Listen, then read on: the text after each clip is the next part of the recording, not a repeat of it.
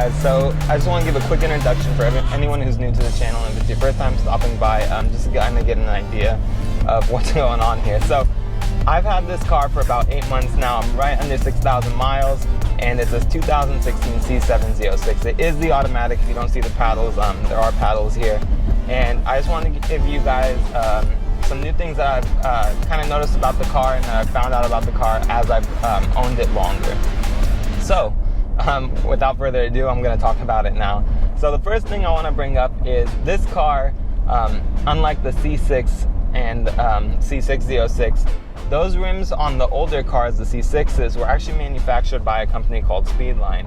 And my buddy, who actually owns the same exact Z06 as me, you guys have probably seen it in videos, it's the yellow one if you've been following the channel for a while, had a nail in his tire, so he had to pull off the rims. And when doing so, we actually found out that the rims are manufactured by a company called, they're actually not even a company, they're actually manufactured in Mexico. So it's kind of disappointing. I know these cars are all assembled in the US, but obviously a lot of US companies part their parts out just to make it cheaper. And I know a really big thing for GM was trying to keep the cost of the Corvette low. As you may have known from my previous videos, they really had to do well with the sales of the C7 generation so that the car wouldn't be discontinued. Another thing that I found out about the car, and this is specifically in the automatic, which actually I talked about in a previous video, was the performance shift. So I've always known about the performance shift, but I didn't know how to activate it properly. And unfortunately, I can't show you right this second, but I'll cut to a clip in a little bit here of how that works. But you can actually activate performance shift, and for those of you who may not know what performance shift is, it's basically like Sports Plus motor, keeping the car in high revs so you have maximum torque. Maximal, I don't even know if that's what. But anyways, yeah, so you have maximum torque. And before I thought you'd have to really just hold down the throttle to get that going, but that's not the case. You can actually blip the throttle all the way to the ground and bring it right back up, and the car, without accelerating, will go into performance shift mode. So you could actually do it as long as you're cruising at about, it seems like 20-25 miles per hour. You can activate performance shift mode without accelerating or without changing your speed. So I have the steering wheel in a really uncomfortably high position, but it's just to show you guys this. And before I show you the performance shift thing I was talking about, I just want to let you guys know that a lot of people think when the rev meter opens up on these cars, it actually means that it's reached temp. It doesn't, so you should be aware of that, because the oil temp is still much lower than the engine temp, and this rev limiter actually only limits the engine revs depending on the engine temp. So even though the engine temp's at 177, the oil still, it'll actually go and open up the full rev limiter around like 90 degrees on the oil temp. And actually you shouldn't be revving your car that high once the oil's there, because it should get to about the same temp as the engine if you're going to be running really high revs. So just a heads up on that. I don't think a lot of people are aware of that, especially it doesn't show up in sport or track mode. I have the steering wheel in a really uncomfortably high position, like I said, but it's just for the purpose of doing this video for you guys, and I wanted to show you how to activate performance shift without actually picking up speed in the car. So I do not recommend trying this if you have this car and you haven't done it before on a regular speed, because it can jump on you if you don't flip it correctly. So as you see, I'm traveling at about 33 miles per hour, 34, and I have the car in track mode, and I am going to now flip the throttle, and I've activated performance shift. You see, without picking up speed, I'm in performance shift now, and basically that's how you do it. So it doesn't really explain this, unfortunately, and I wasn't aware of it until I actually just tried it out on my own, and I was able to basically activate the performance shift without having to depress the throttle and hold it down and just accelerate. So you can actually activate it on city streets anywhere without actually revving the car up and speeding up or picking up crazy speeds. So definitely something you should be aware of if you have the A8 Z06, or I believe this comes in the Z51 package as well.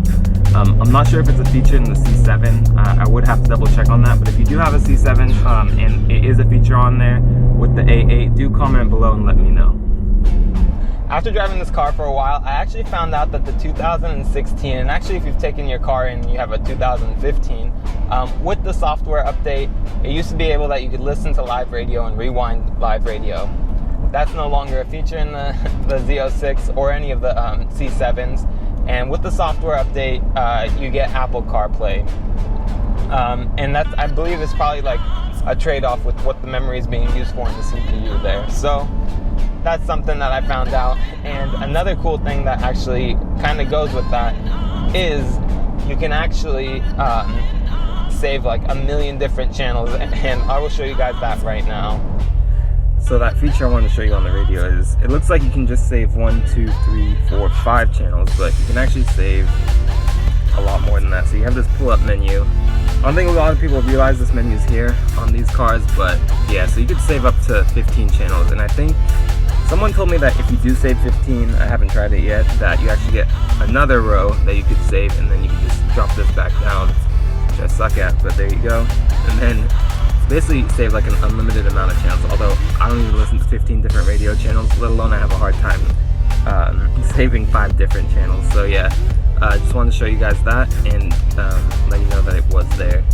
Another thing, so I don't know if you guys saw, this was also in previous videos, but my roof, it actually hasn't been as bad lately, but used to rattle like crazy, and part of it was actually torquing one of the screws that are that holds this back clip right here in place. But there actually, we've kind of, my buddy actually, not me, has figured out why the squeaking and the rattling occurs, and it has to do with a lot of the clips back here in this halo. I'll cut to a clip and show you guys which clips I'm talking about exactly. So if you do want to dampen, or you have a C7 Z06 or a C7, how to dampen that noise. Currently it's just a temporary fix. My friend's trying to think of like a permanent fix, but what it has to do with is the clips in this halo are actually metal on metal. So depending on the weather and everything and how cold they are, they will start to create like creaks and rattles in the roof, and basically that's what will create those noises. And at least for me, when I'm in track mode or sport mode and the suspension's a lot stiffer, it's pretty noticeable, it's pretty annoying, and just something that you guys may want to know. And if you do have the car, basically you'll know how to fix it now. I filmed this earlier, but I completely failed because I had the GoPro in picture mode instead of video. So here I am doing this again for you guys. But this is the halo right here inside the car, and I just wanted to show you where the creaking comes from. So it's actually inside this halo here, and if you lift up this gasket, you can see there's this plastic. You know, this is gonna sound really crazy because this is what makes all the noise, but you hear that there? So these metal clips, if you take a look, they're metal on metal clips, and they create a tremendous amount of noise, and it's what creates all the creaking in the roof. And basically what my friend's done is he stuck a sock in here to avoid the metal on metal contact, and it completely dampens the noise, but it looks terrible when it's pulled out like this. If anyone knows a more permanent fix, let us know, but we're currently trying to figure something out so that these clips aren't touching with the metal on the inside here.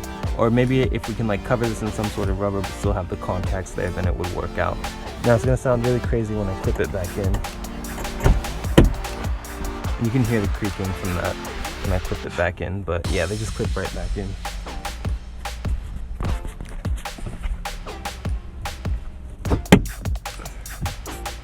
And the fifth and final thing that I want to talk about is the exhaust system. And when I initially made a video talking about the exhaust system on this car, a lot of people wanted to contradict me in the comments, and I really do wish they were right, because I'd much rather prefer them to be right than for what I'm about to say to be true. And that is that no matter what you do, the exhaust will sometimes mute itself. So basically close the valves and the car will become silent, or it'll drive like as if it's in touring mode. And no matter if you're in track, no matter if you're in sport, or if you set the settings from the center console so that the exhaust is on all the time, you cannot change this. It's something that's kind of unfortunate. You just kind of got to deal with it. I wish there was a way to change that. Some people talk about removing a fuse, although I have not personally tried that, but there is really no way of changing that. So that's really it. That's all I wanted to talk about. Just give you guys a quick little update on the car, since I have done 5,000 miles in it. And hopefully that was a little bit educational. If you guys did enjoy the video and it's your first time dropping by the channel, do make sure to subscribe for more content. And I'll see you guys next time. But it's right up there. And unfortunately I'm in a lot of traffic right now, but I can show you the track video. And I'll go ahead and pull that up.